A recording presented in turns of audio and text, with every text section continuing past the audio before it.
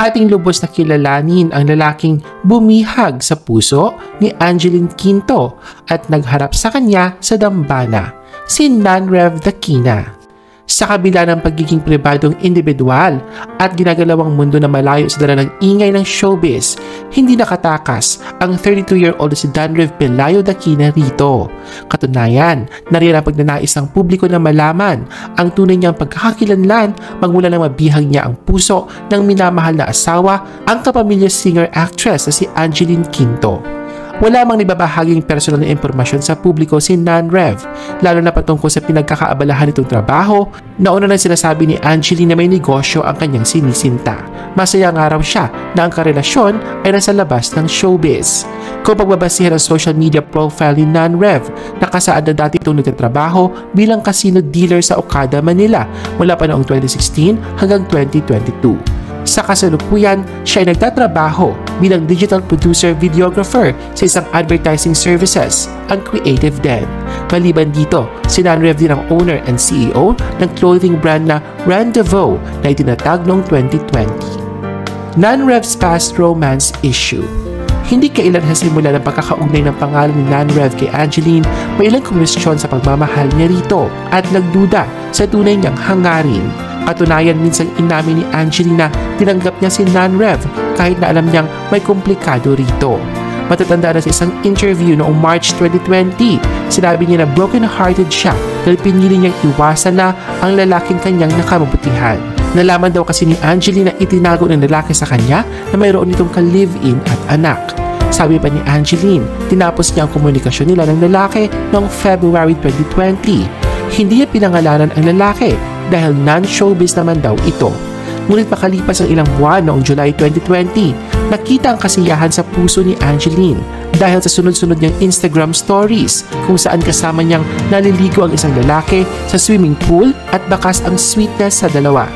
Ang naturang lalaki ay walang iba kundi si Nanrev at ito ang kauna-unahang pagkakataong nasilayan siya ng publiko kasama si Angeline. Kasunod niya nito ay natanggap na impormasyon ng isang entertainment news site mula sa tunay na katauhan ni Nanrev at sa pakikipagrelasyon nito kay Angeline.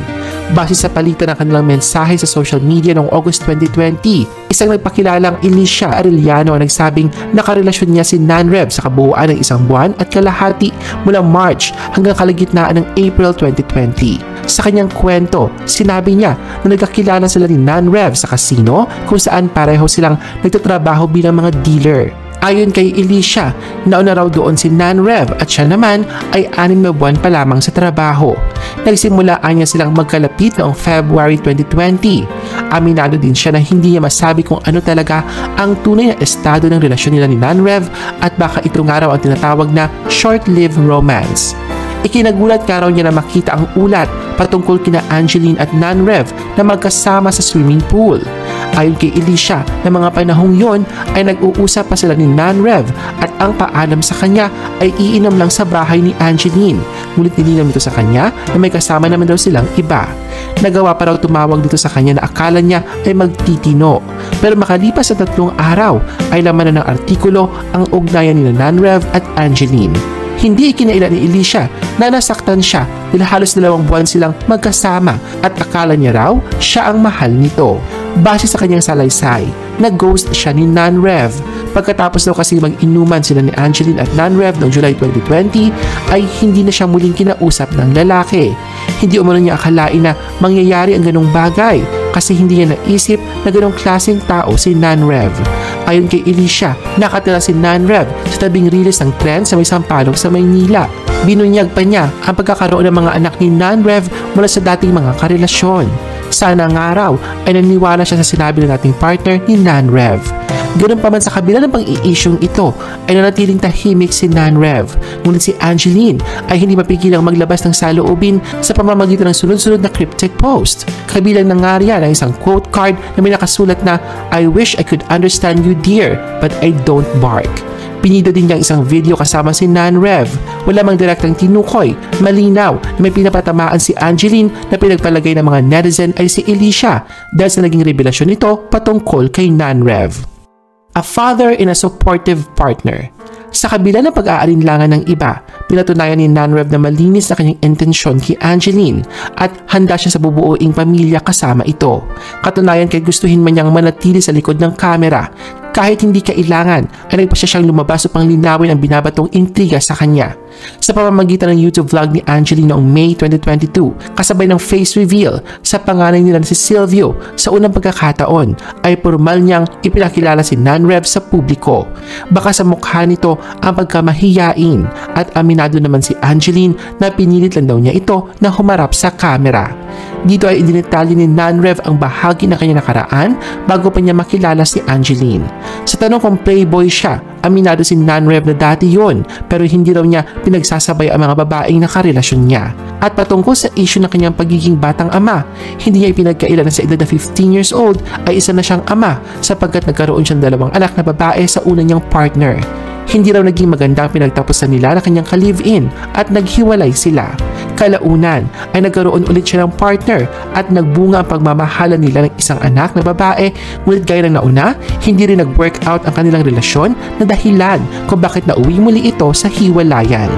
Isa din sa binigyang linaw nila ay ang patungkol sa isyong pineperahan lamang ni Nanrev si Angeline na kanila lamang pinagtawanan. Pagdating sa pera ay bigayan naman daw silang dalawa. Kapag merong gusto raw si Nanrev na kaya niyang bilhin ay binibigay niya umano ito. Pero hindi raw sila umabot sa puntong may namimera. Dama sa kilos at mga salita ni Angeline ang pagprotekta sa minamahal. Tila ba nais niyang ipabatid sa lahat na mali ang iniisip ng mga ito kay Nanrev.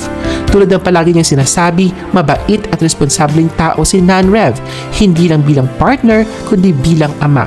Ayon kay Angeline, mula simula ay naroon ang suporta nito sa kanya, mapakarera man o personal na buhay. Katunayan kahit na nung malaman niyang nagdadalang tao siya, si Nanrev mismo ang nagmungkahe na magsama sila sa iisang bubong upang maalagaan siya ng maayos. Hindi siya iniwan nito sa kanyang paglalakbay sa kabila ng mga balakid na humadlang sa kanilang pagmamahalan. Aminado din si Angeline na dumating pa nga sa puntong nais niyang isuko ang kanilang relasyon dahil sa prioridad niya ang kanyang showbiz career, pero sa huli ay napagtagumpayan nilang itawid ito ni Nanrev na magkatuwang. Isa din sa ikinatuwa niya ang pagiging tapat sa kanya ni Nanrev sa nakaraan nito. Samantalang sa pagiging ama sa anak nila ni Angeline, nangako si Nanrev na aalagaan niya ang kanyang mag-ina hanggang sa kanyang pagtanda. Katunayan, hindi niya naranasan na magkaroon ng isang buong pamilya dahil sa maagang paghihiwalay ng kanyang mga magulang nung bata pa siya. Kaya naman ilang beses niyang sinubukan na bumuo ng pamilya pero palaging hindi nagtatagumpay. Dahil dito, umaasa si Nanrev na sana ay maging buo ang pamilya nila ni Angeline hanggang sa lumaki ang anak nila at makilala ang mga kapatid nito. A Forever with Angeline. Sa hinaba-haba ng kanilang nilakbay, sa huli ay napanindigan ni Nanrev na walang halong pababalat kayo ang pagmamahal niya kay Angeline. Alam niya na ito ang babaeng ihaharap niya sa altar at makakasama ng panghabang buhay. At kamakailan lang, tuluyan ang binasbasan ni na Angeline at Nanrev ang kanilang pagsasama.